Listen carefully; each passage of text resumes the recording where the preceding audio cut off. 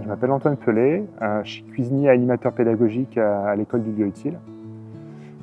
Cuisinier pour la restauration scolaire et animateur pédagogique dans le sens où il y a les enfants qui viennent cuisiner avec moi le midi pour les copains.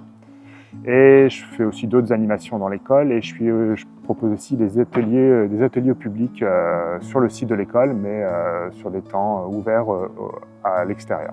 À la base, je suis ingénieur environnement dans le bâtiment. J'ai bossé 12 ans en bureau d'études. Cette idée d'école et de cuisiner pour les enfants avec la cuisine que moi j'estimais être pertinente, eh ben, j'ai pris un virage complet dans ma vie pour être ici voilà, depuis 5 ans. Une cuisine économique, une cuisine environnementale, ça passe en fait par l'éloignement de la viande tout simplement.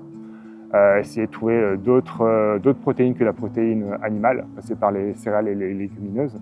On fait une proposition flexitarienne, c'est-à-dire que le jeudi, on va manger soit de la viande, soit du poisson, mais c'est le seul jour où on va en manger.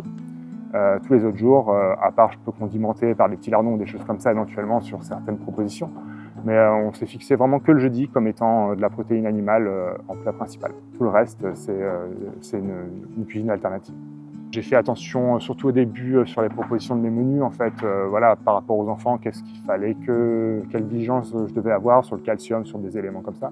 En termes de fournisseurs ici, c'est un souhait vraiment important. Quitte à acheter un petit peu plus cher, je préfère avoir mon huile qui vient de Vendée, mes légumineuses de Vendée, la viande de toute la Bretagne. Donc j'ai vraiment une recherche sur tous les fournisseurs que je peux avoir. Le maraîcher, on va le voir à pied. On est allé le voir à pied l'an dernier avec les enfants, c'est à quelques kilomètres. Donc voilà, les légumes sont juste à côté d'ici. C'est pour moi une évidence en fait.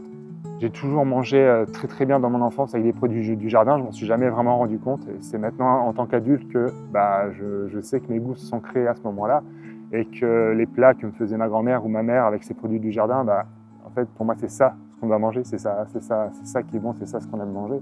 Et c'est ce que j'essaie de retransmettre en fait ici dans les plats que je peux proposer.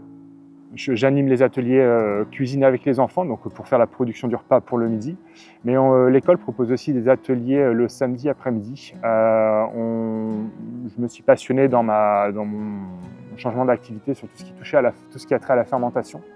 J'ai vu que ça intéressait les gens autour de moi et on s'est dit que pourquoi pas essayer de propager un petit peu ça. Donc le cœur de mes ateliers, ça va toucher la cuisine vivante, la cuisine qui propose des alimentations fermentées. En fait, le pain, le fromage, les légumes lacto-fermentés. J'essaie aussi de proposer des ateliers de cuisine, on va dire basiques, les bases que j'utilise moi ici à l'école, si ça intéresse les gens, de se les approprier assez facilement, également dans des ateliers de cuisine le samedi après-midi. Je propose également une sortie botanique dans le cadre des 48 heures de l'agriculture urbaine. C'est pour identifier les plantes sauvages comestibles. On se promène et puis on essaie d'identifier une vingtaine de plantes comme ça sur le trajet de la balade. Des plantes qui poussent autour de nous et qu'on peut très facilement retrouver dans l'assiette.